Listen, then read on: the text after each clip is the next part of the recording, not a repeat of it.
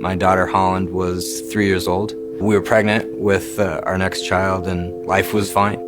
2 weeks after her birthday, she started getting headaches. She couldn't sleep at night because they were so bad, and it just kept getting worse and worse.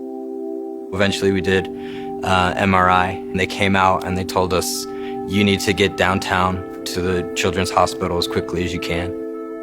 She had a brain tumor on her cerebellum on the left side, and it was about the size of a golf ball. I kind of had this numb feeling of just kind of taking it all in. I drove back home. Everything started to sink in at that point, how real this was. I just cried the whole way. Why? Why is this happening to us? We're good people. We've done everything God's asked us to do, and yet this is still happening. I tried to pray. I tried reading the scriptures. I tried doing all these things to try to find peace, and I couldn't. I needed to resolve this. I either needed to come to peace with God or say God doesn't exist, because if God existed, he wouldn't do this to me. I said a prayer, and I knew that she was going to be okay. I knew that we were going to be all right, that she would live, and that everything would be all right.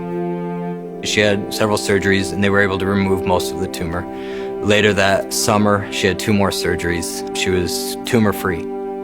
3 or 4 months later, she started getting headaches again. Another scan has shown that in that 3-4 month period, the tumor had grown back to about the size of a quarter. And it was just hard to do this again. I remember calling my dad and telling him, I feel so helpless. I feel like there's nothing I can do. And he said, son, you can always pray. And I just remember getting mad at him and just laughing, and just saying, if it was that simple, don't you think I would have done it? Don't you think if I could just pray this away, I would have prayed this away? I don't feel like that's helping at all. But I went to the Lord and I prayed and I had that peace again, that our faith was making her whole, that she'd be okay if we continued to believe and trust in the Lord. The surgery was successful. They were able to remove everything. Since it was much more aggressive, they wanted to do chemotherapy. We went in for just a follow-up MRI. They had shown that not only had the tumor returned, but it had spread down her spine and throughout her brain. I knew that the Lord had told us that everything would be okay. This happens all the time. This is going to be a miracle, because the doctor said there's no hope, but we'll find hope in God. I said a prayer, and the Lord immediately said she's going to die. And I remember just asking, well, why have I been living my whole life the last 14 months thinking that she was going to live? And he said, you needed that. If I had told you on that day that she was going to die, you would have started to grieve her too soon. But I remember my wife laying on one side and me laying on the other side of her hospital bed, and just having my hand on her chest, and I could feel her heart beating. When they pulled out the breathing tube, and it just sped up so fast, and it felt like it was just going to burst out, and then it just slowed down, and I remember feeling the last beat, and getting up and looking down and knowing that her body was all that was there, and knowing that her spirit wasn't there anymore, and that was pain and grief. That was the worst feeling I've ever had in my life. I felt hopeless. I felt angry towards God. It was a part of me was ripped out and gone. We've gone to grief counseling groups, and people talk about having this hole within you.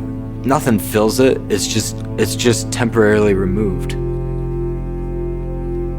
The experience of seeing somebody's first breath and last breath gives me so much hope in a plan that there's so much more than first breath and last breath. So many times we get caught up in that it's just, we're born and then we die. But when I held her the first time and I saw that first breath, I knew that she had come from somewhere else. I knew that this wasn't where this had started, that her life existed before this. And when I experienced her last breath, I knew that wasn't the end. I have hope that she's still a part of my life, and that her spirit is still connected to my spirit. The peace that you feel, it ebbs and flows. It sometimes it's there, sometimes it's not, but you're always able to get it back. Every time I feel angry or upset at God or feel like I'm done with this, in that moment, it feels like there is no hope. But all it takes is turning back to Him, and that hope can come right back. The one title that I give Him is my friend. because a friend is there for you when nobody else can be.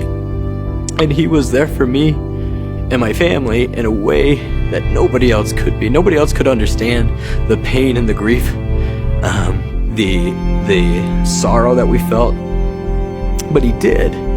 And having that friend, that ally, it didn't take it away. It just it soothed me.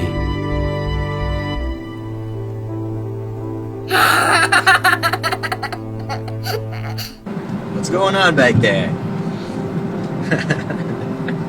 A nice fashion show. Thank you very much for showing us your cool new jammies. Thanks, everybody. Thanks, everybody.